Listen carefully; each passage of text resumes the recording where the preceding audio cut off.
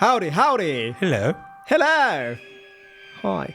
And welcome to But It Was Aliens. How do you do? I do well, my friend. This is the extraterrestrial comedy podcast where we probe paranormal events to determine, for the questionable benefit of our listeners, as to whether those events really were paranormal. We take it in turns to host, and the co-host has no idea what's coming up each and every week. That co-host this week is my good friend and nemesis, Mr. Granville Moonwalker, and that means that I'm your host this week. My name is Kev. I bet this episode is paranormal. Whoa, big words. Hold on, no, it is. Yeah, it is. Yeah, that's right. It always throws me off when you're really positive. Today, we are heading into the formative years of modern American history, my friend. Why? What do you mean, why? Why? Why what? Why? Because that's where the evidence lay today. I'm just going to be negative now. You don't like me being positive. I'm just going to be negative. I didn't say I didn't like it. I just said it throws me off. Puts me off my game. Okay, fair enough. So what have you got for us today, Kevin?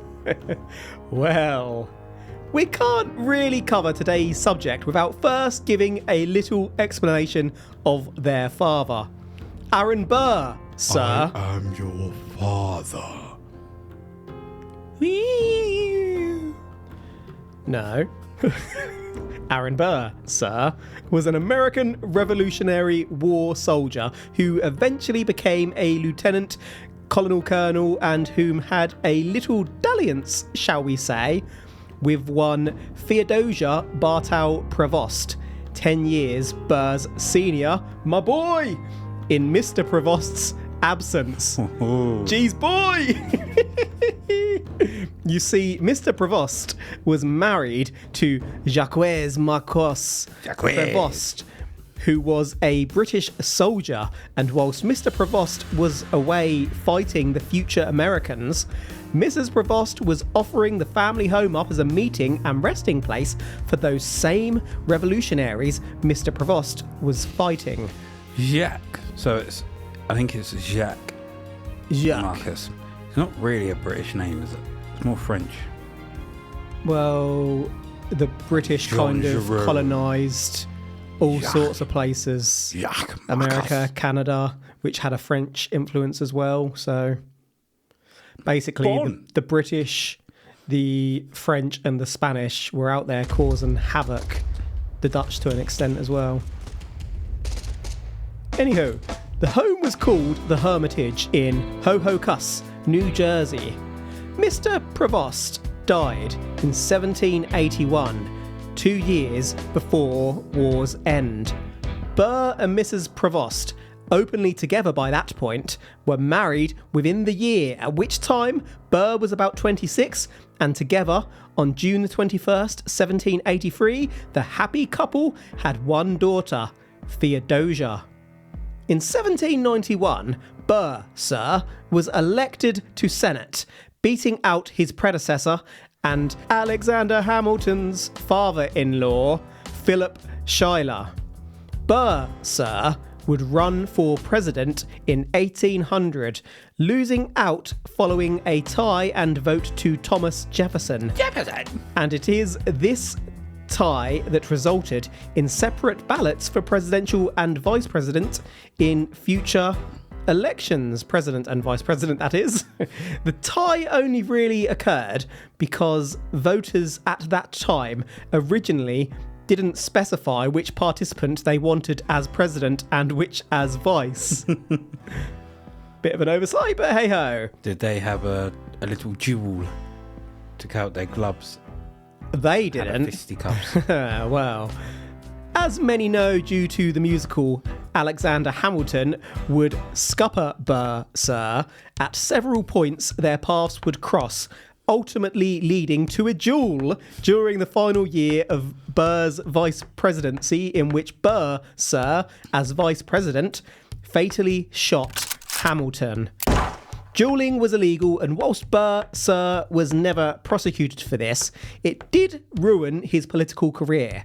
Burr, Sir, was arrested on charges of treason in 1807 around an alleged plot to create an independent country in southwestern USA and Mexico with either a workforce or army of 80. But Burr, Sir, was acquitted. There was no evidence. Burr, Sir, eventually fled the United States for Europe in 1808. People were burning effigies of this man.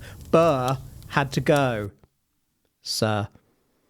This is unrelated to anything, but Burr was a massive womanizer and loved sex workers, keeping records of such visits, including how much Burr paid them.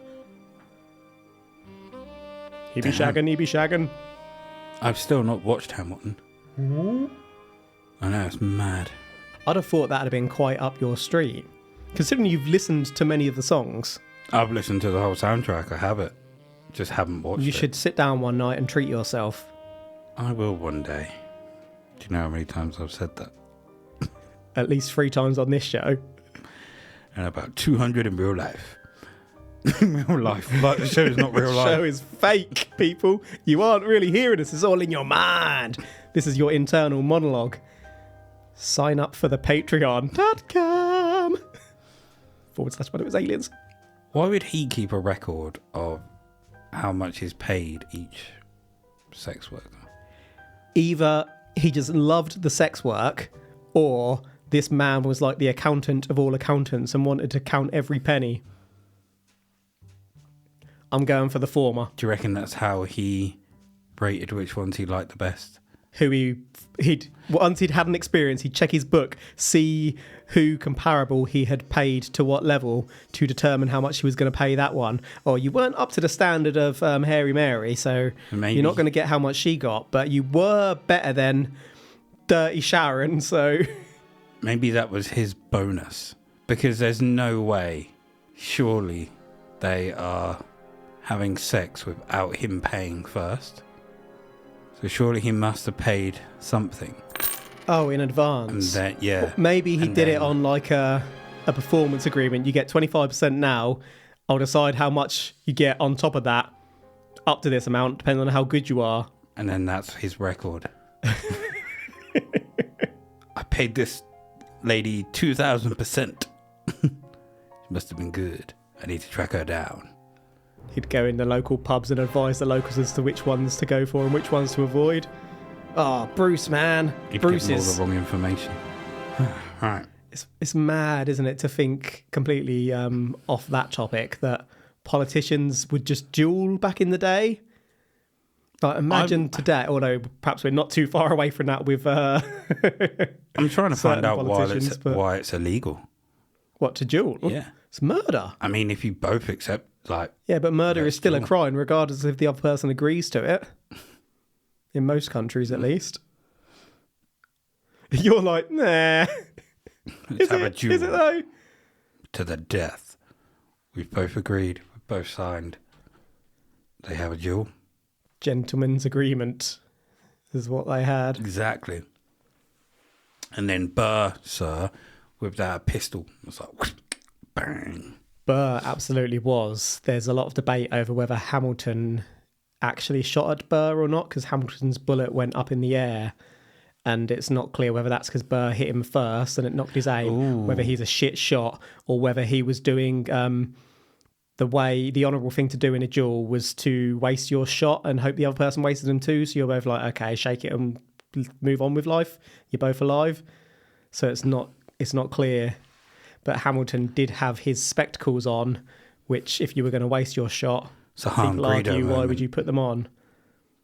It's like Han Greedo, who shot first? Oh, Han shot first. Absolutely, Han shot first. So, who's Han in this scenario? Burr. Burr is Han. Aaron Burr's daughter, Theodosia Burr, named after her mother, was born in 1783, as we said. These were revolutionary times.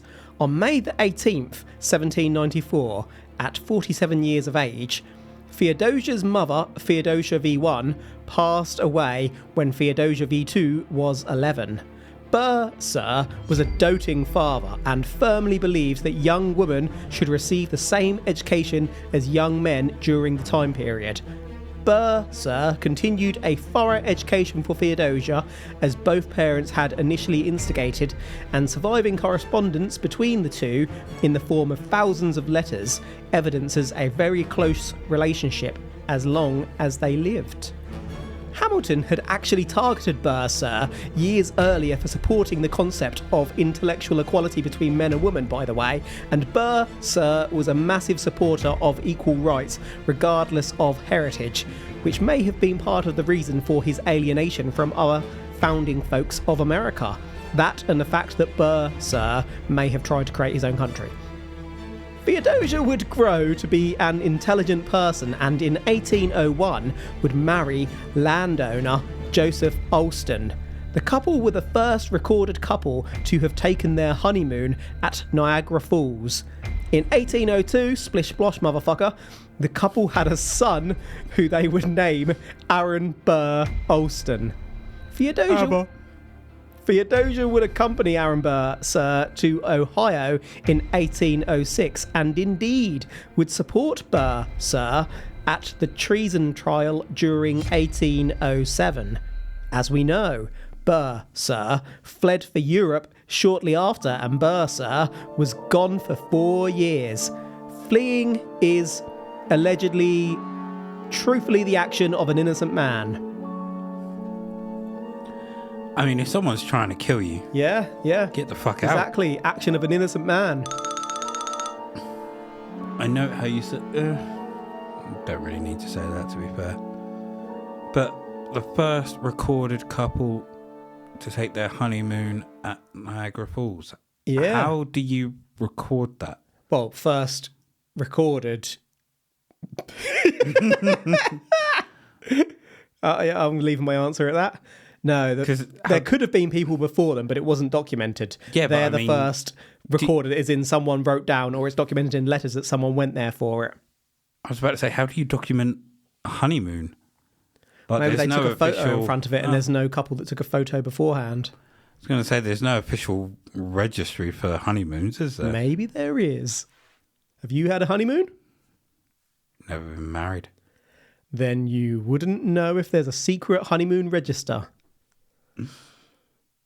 That is true. Do you know if there's one? I've never been married. Lies.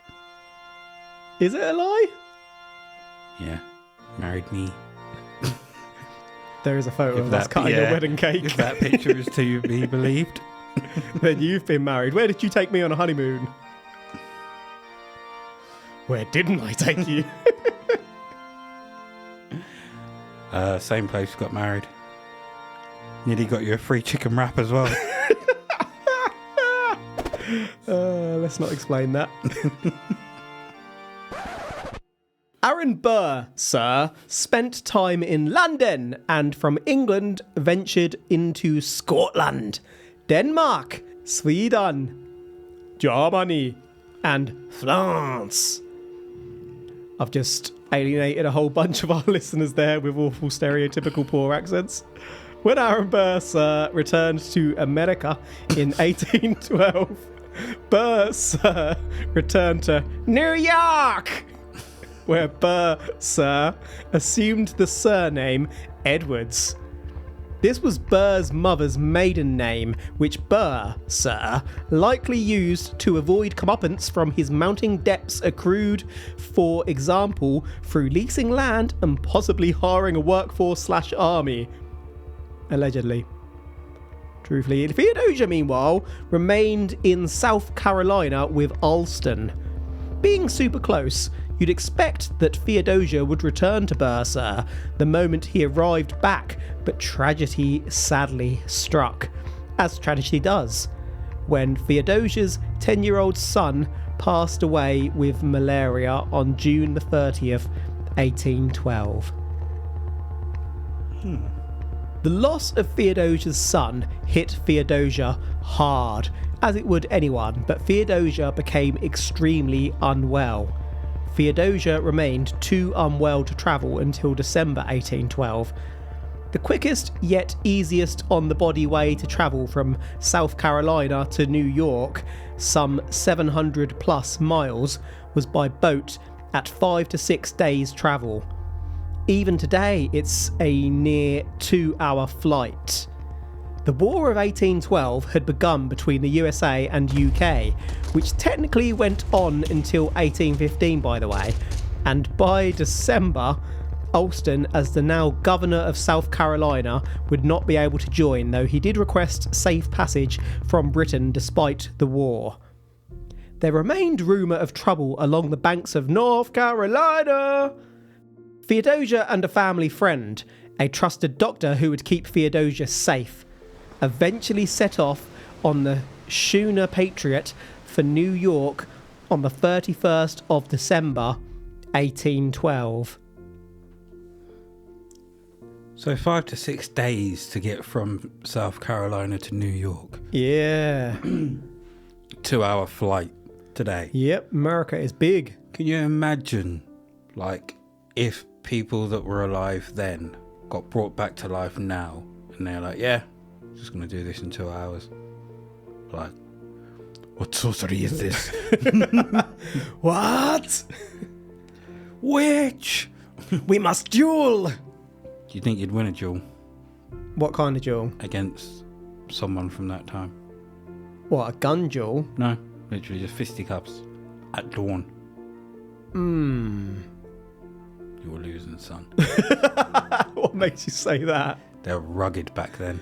Yeah, but We're they're soft. honourable as well. You're saying you're not.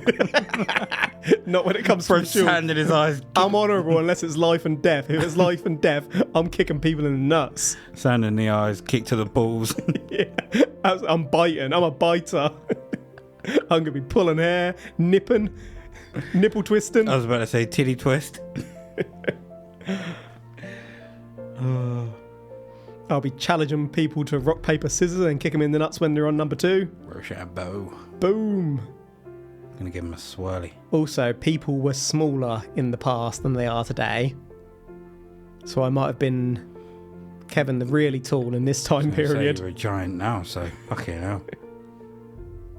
They'd be shocked. Oh my god! It's King Kong coming over the I hill. think the Statue of Liberty's moving.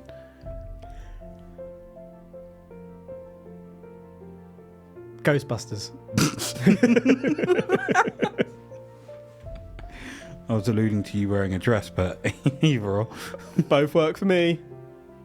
I mean, it's pretty clever to change your name to Edwards as well. Get Again, yourself, that sort of thing, yeah, harder to track back then. Exactly. How many people knew that his name or his mother's maiden name was Edwards? Probably not, well, more to the point, who suspected that he changed his name? Exactly. Slippery customer. He might have had a shave as well. Back then, could have had a shave. Said, "But my name's Edwards." Slapped him with a glove. Psh, and been on his way. Indeed. How dare you? Psh. So, that schooner Patriot never made it to New York. What? The Patriot was seen and indeed left to pass freely by the British due to Alston's request on January the 2nd off of North Carolina's Hatteras, but the Patriot was never seen again. There are a few theories as to what happened next, one being the Frying Pan Shoals, which are 28-mile long shifting submerged ridges or banks which have caused many a shipwreck. We're going to focus on 2 other theories. Firstly, bad weather. That night of January the 2nd, we have documented evidence that a gale scattered British fleets around that area. The next day, there were hurricane-force winds which would have struck the Patriot severely. South Carolina archaeologist James L. Mitchie has suggested that the Patriot most likely sunk between the evening of January the 2nd and 8 a.m. on January the 3rd.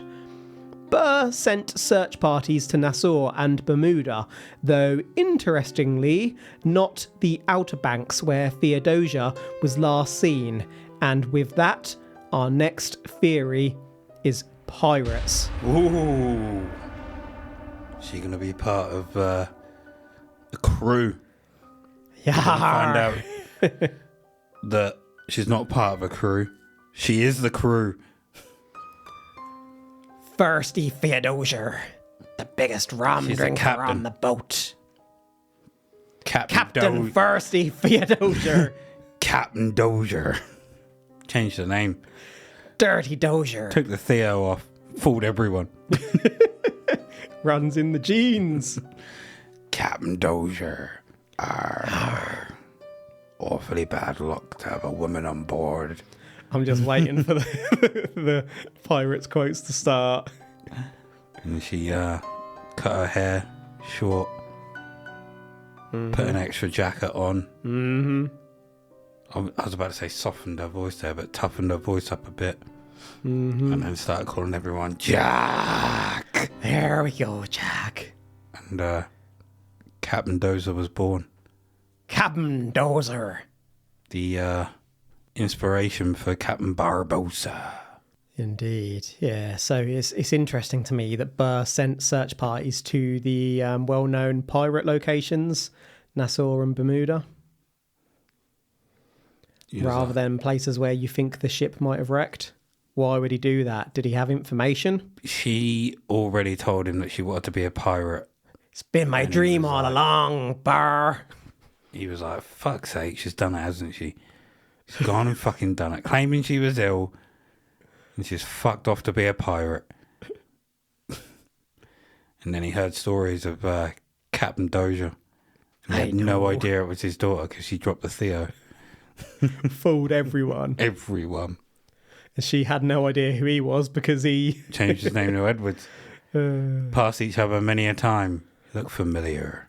But didn't recognise each other because they changed their names. Exactly. The Patriot had... Burr? No, I'm Sir. Edwards. You Theodosia? I'm Captain Dozer. Good day. Good day. Mighty deep voice you've got. And what of it? The Patriot had actually been privateering for several months in the West Indies and had a hold filled with booty. So the ship had a paint job, covered its name and stowed its guns below deck.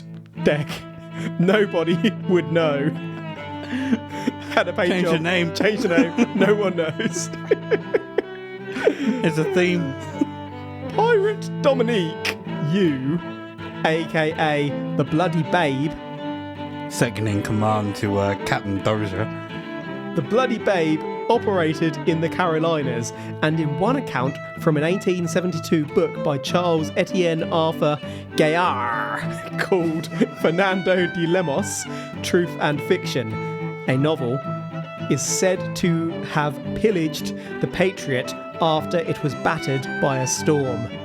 You killed the crew and made Theodosia walk the plank. Fernando, there was something in the water that night. My butt is tight, Fernando. Good old you. Kill the crew, you. You killed Such the a crew. confusing name. Dominique, you. Who, you? No, you. At this time, a nefarious group of crooks called the Carolina Bankers would prey on nearby ships. But if no ships wrecked on the sandbanks, the group would walk a donkey with a light around its neck back and forth on the shore. To ships out at sea, this resembled a ship safely docked on land, bobbing about. Fearing the storm, ships would move to join on the dock. It's a trap! The approaching ship would quickly hit sandbars and become stranded, and at this point, these hybrid pirates would swarm in for the kill. The ships would be robbed with no survivors left behind. But if there's no survivors, how would anyone tell the tale? Exactly. Someone strapped themselves to a couple of sea turtles. Indeed. But I ask you, did you kill the crew? Not me. But did you? I didn't. Did you? You did. No, I just told you I didn't, but did you? No, it was you. No, it wasn't me. It definitely wasn't me. If it wasn't me, it was you. Must have been you, because it wasn't me. Always you. Did the donkey get fed well? Donkey? Was it well looked after? Didn't tell me. Did it try to run away at any point? Well, it might have been running away as it bobbed along the shore. Because if not... That kind of did its job anyway. This donkey's a pirate. Donkey pirate. Part of the crew. Absolutely, donkey is a pirate. They confirmed. After this donkey. Had an eye patch. Brought them more riches than they could imagine. Buried the booty for later discovery and expenditure. It's a lucky donkey. Donkey. Donkey?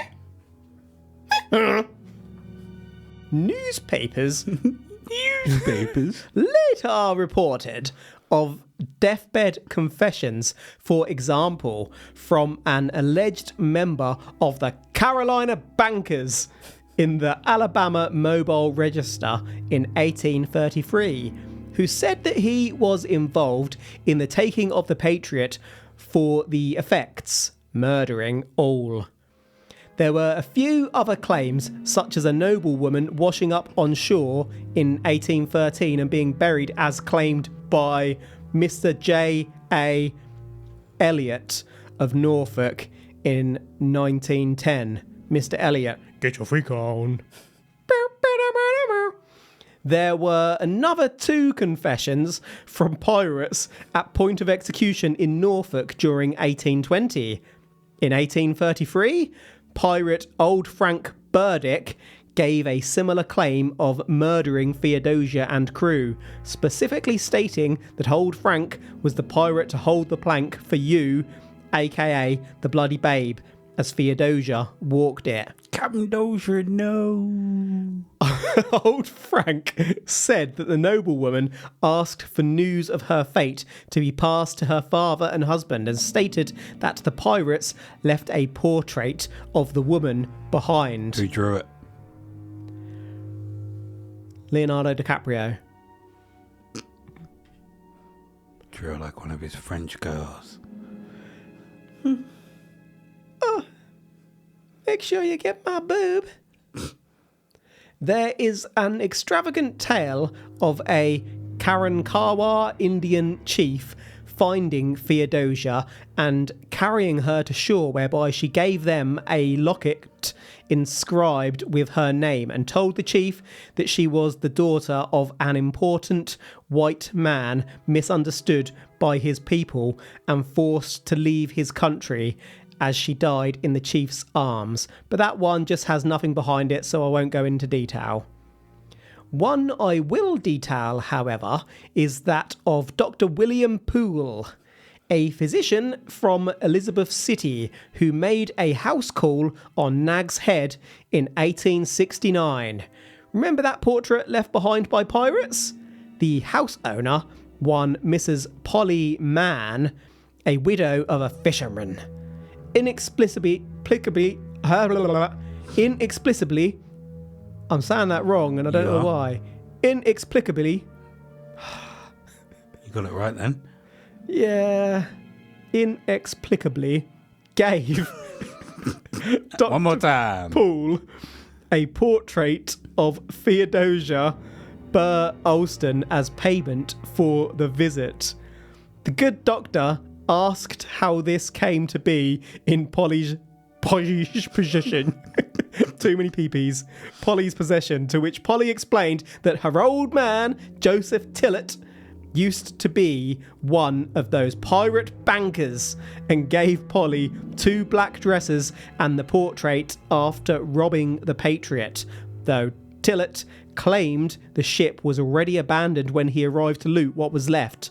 Yeah, sure. Members of Theodosia's family subsequently confirmed the likeness of this portrait to Theodosia, though I believe from my probing that none of these family members had actually seen Theodosia in person, only other portraits, which this portrait admittedly did resemble. Theodosia's sister-in-law, Mary Alston Pringle, couldn't be sure that it was Theodosia, but no other candidates have been identified. That portrait is now on display at Yale University. Did a horrible death for one already so traumatised by loss, possibly on the coast of North Carolina, which was an area occupied for many years by Native Americans, create such a level of energy that a spirit was left behind? Ooh. Woo! Woo! You better start believing in ghost stories. Because you're in one. Aye, you're in one, Mr. Moonwalker. Captain Dozier. As my blood is red and my... reckon this is where the legend of the woman in the white dress came from? Out at sea. That's an interesting shout. Very interesting shout. Maybe we should probe that one at a later date. It all stems from Captain Dozier. Oh, God. You're gonna keep calling her Captain Dozier. Yeah, that's sticking, isn't it? Can you... At what point do you believe that a portrait is enough for payment? Like, can you imagine I take my car in for a service? It gets done, and they're like, okay, that'll be, I don't know, however much it is for a service on that car. And I just give them a stick figure drawing. I was going to say the exact same thing. Here's a stick man. Boom, there you go. Off you go. There you go. Just frame it. Yeah, you've got to know a fair bit about art and the artist, haven't you, to be able to accept that as payment? Yeah, I suppose if you're giving someone a Banksy, then you're giving them some fucking money. I would not be giving away a Banksy for a service. Banksies tend to be on the side of walls and whatnot, so you're also going to lose some money taking that wall down and ruining whatever it's been done on. If you Banky giveth, a wall. Banksy taketh away. Here's a wall with a stick man on it, worth hundreds of thousands. So yeah, I don't know why she just believed that this photo would be enough. Was the was it a doctor Someone was. that went to visit? She paid the doctor. Dr. Paul. Yeah. Yeah. If I was him, I'd be slightly miffed. But I better give me some money. Do you reckon the doctor turned up having been called in general, like back in the day? Or do you reckon the doctor went around knocking on people's doors trying to score some business? You need some medicine? How's your legs? Let me see your foot.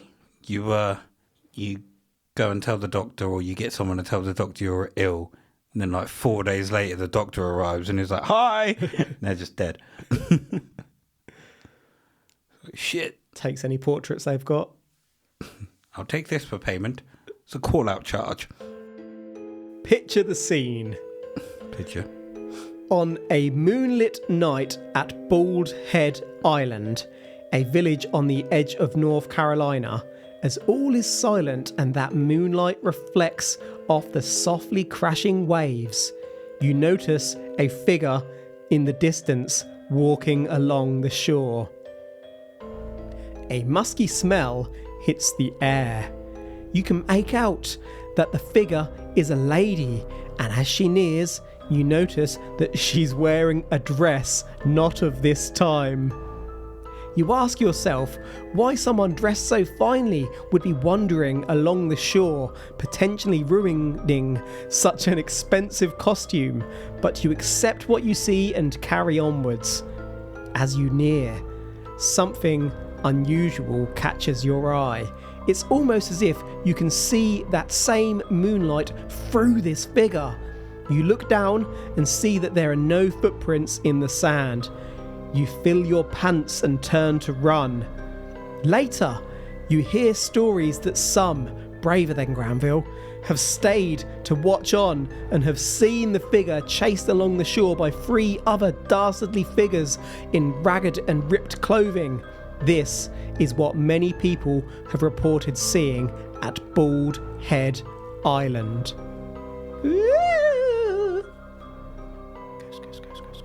Now, I would probably fill my pants and run. But Granted. at the same time, I think if the figure looked at me, I'd be too scared to run. Would you though? Would you though? Gone. Yeah, probably gone. Ain't nothing stopping us from running in that situation. I definitely wouldn't be staying to see 3 other figures chase her. But do you reckon that scene could be interrupted? Or it plays out regardless? Yeah. Like, imagine you see that and you shout like, "Oi!" And then they stop. Every single one of them stops dead. And they all just turn in sync and look at you. I mean, at that point, I'm shitting and running. Yeah. But double filled pants. Imagine you do that and they don't, and then you just watch them disappear. Mm-hmm. I wonder how that played out. Do you see what happens? Do they disappear? Maybe if you interrupt them, one of the spirits takes over your body and you end up involved in the scene. So you just end up running down the beach or the shore. You're either chasing or being chased into the water, and potentially you could drown yourself if you don't come round. Depends how she died. Oh, no. Because that could be horrid. If you're following the movements of the ghost, you could either trip and then your body would react to said stabbings or anything like that, or you could find yourself doing the motion of the stabbing on the beach. Yeah. Obviously, people looking on would just see a body doing something to sand or just like Nightmare on Elm Street style rocking about. But it's not something I want to go to Bald Head Island to find out. So let's do a road trip. Anybody lives near there, would like to investigate and let us know, please do so. Please be Probably careful. Stick a GoPro on your head. Yep. Make sure it's waterproof just in case. And we take no responsibility for what happens, but send us the footage. Go live and let us know. Make sure your loved ones know that if anything happens to you, to send us the footage. 100%. I mean, we hope you're okay, obviously, but if you're not, make sure they send us that footage. The spirit of Theodosia has never spoken to anyone. Just spoke to me. Bloody hell. That was a cold shiver and a half. Theodosia's watching. We've discussed before how if you talk about spirits, it might offend them and they might travel through technology to you. You got to think, if that spirit is near a computer at Bald Head Island, that could travel through the internet and pop out in your air, son. But anyway, is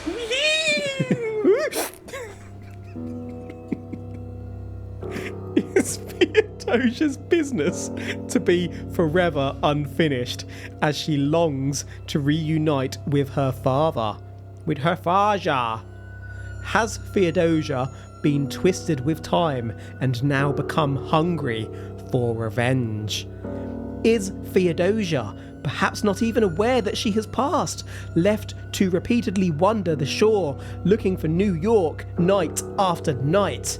This is the tale of Dear Theodosia Burr, sir, the Bald Head Island ghost.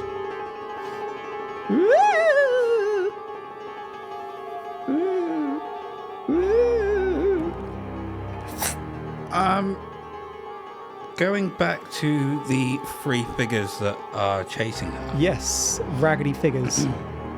These are 3 raggedy figures are raggedy, yeah. chasing her. Yes. Would it not be that these also died at the same time? Possibly. Otherwise, why would we see 3 figures chasing her? 2 reasons are coming to mind. I hope I don't forget the second while I was talking about the first. The first, maybe they regretted this action for life, and because they were sinned, it's punishment in death to have to relive your sins and things you regret over and over if you were a bad person, like a form of hell. Mm. Or maybe they were caught and murdered, as many pirates were, and Therefore, this was their last significant action. They were in the area. They know Theodosia's there. They're trying to get her every night. Maybe we're just seeing her loop. Maybe. Her last Maybe, actions. yeah, rather than ghosts in the traditional sense. It's just a loop that replays every night because something bad happened in the area. And that bad juju is just showing the loop. Mm-hmm. Until some good juju is done in the area and takes over the energy. So put that GoPro on your head, dear listeners in the area of Bald Head Island. And go and do some good stuff on the shore. Real good stuff. But don't break the law. No. If you do, you're wearing a GoPro, you are buggered, my friend. Buggered. But make sure you send us that footage. We won't profit off it. We may upload it as a special feature on patreon.com. But it's for your benefit. 100%. That is actually it today. So in summary, we've today covered Theodosia Burr, Sir.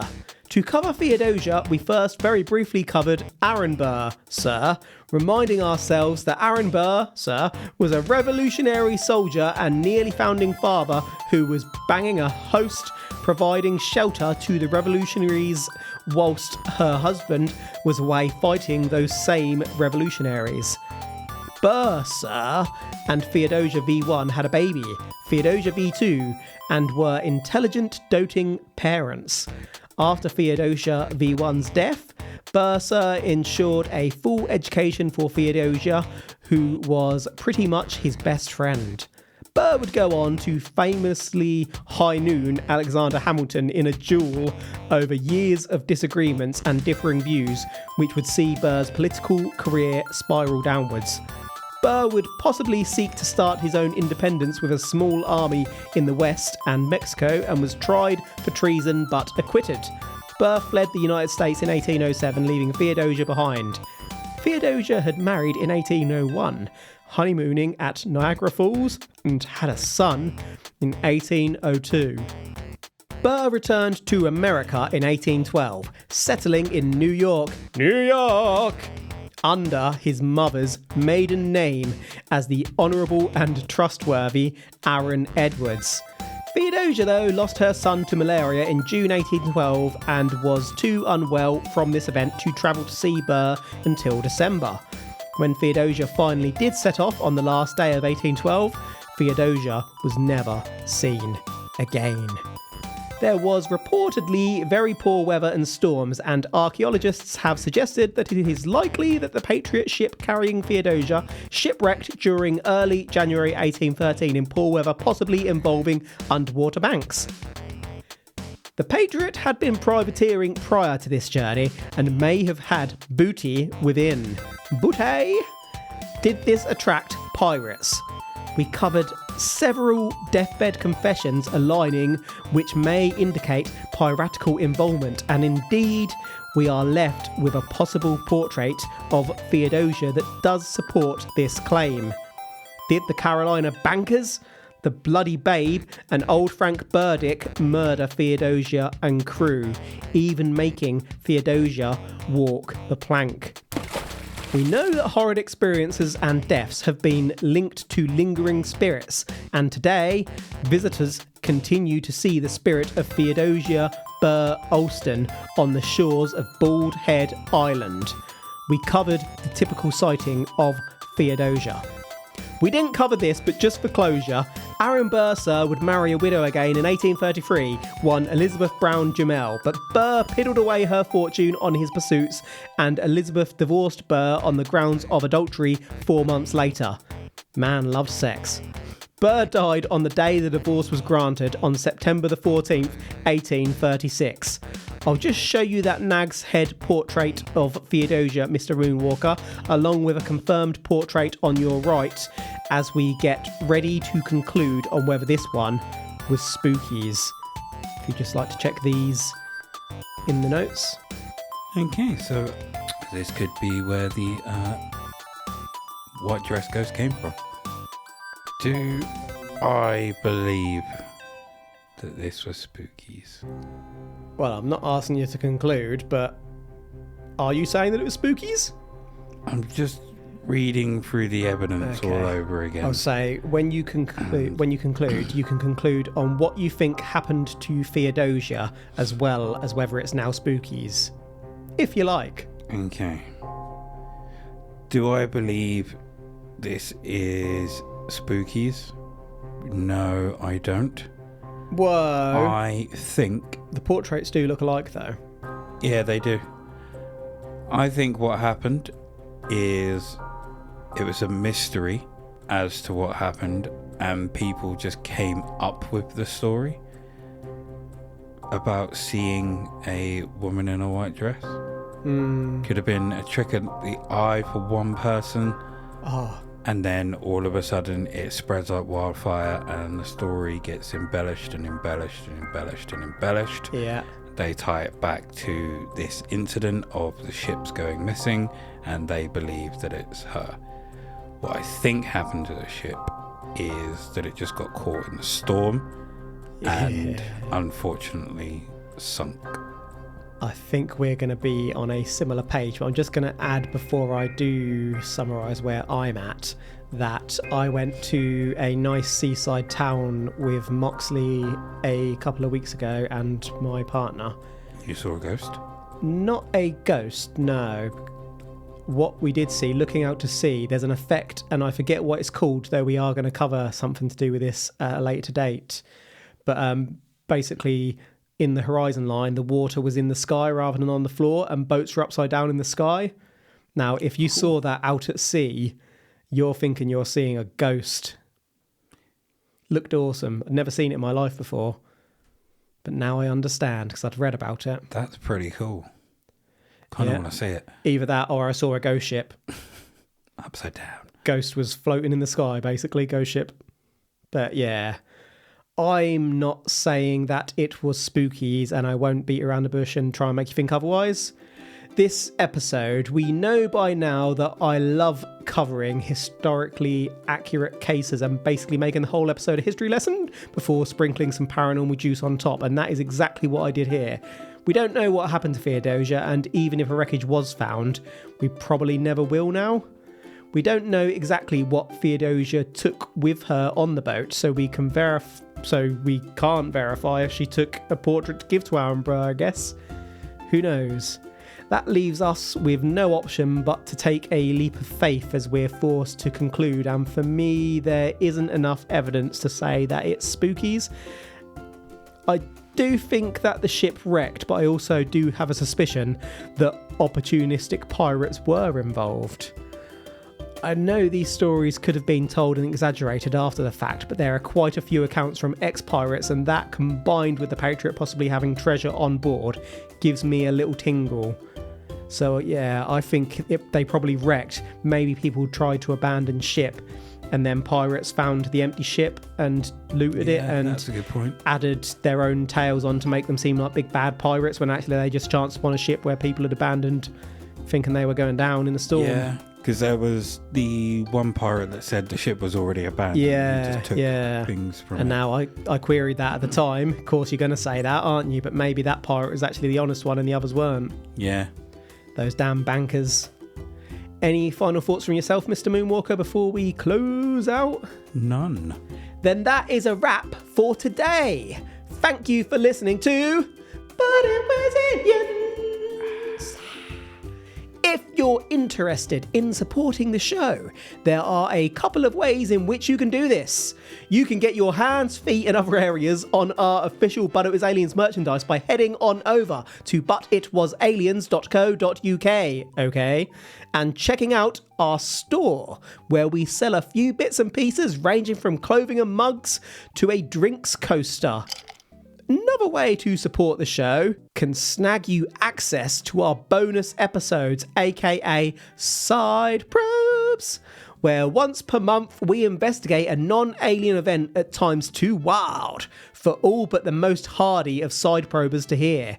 Head on over to patreon.com/ButItWasAliens, and if you want to hear what that's all about, stick a few pennies in the pro pot and support us to continue doing what we do. If you've got suggestions of future cases for us to probe, you can drop us a message on the X Twitter at But It Was Aliens. Or you could leave a message in our Facebook group, Extraterrestrial Towers, a publicly private secret group you should tell all your friends about, connected to the But It Was Aliens Facebook page. Mr. Walker is giving me a very funny stare. I can't work out he's about to interrupt me if I stop talking, so I must not take a breath at all. I must keep on talking. That is it for this episode, so until next time! I really hate the fact that they've changed Twitter to X. You could just shout, X Twitter! Or you could do it exactly as you always did. Until next time. That's my pants filled. Did pirates refer to their booty as booty? The truth is up there. #Pride.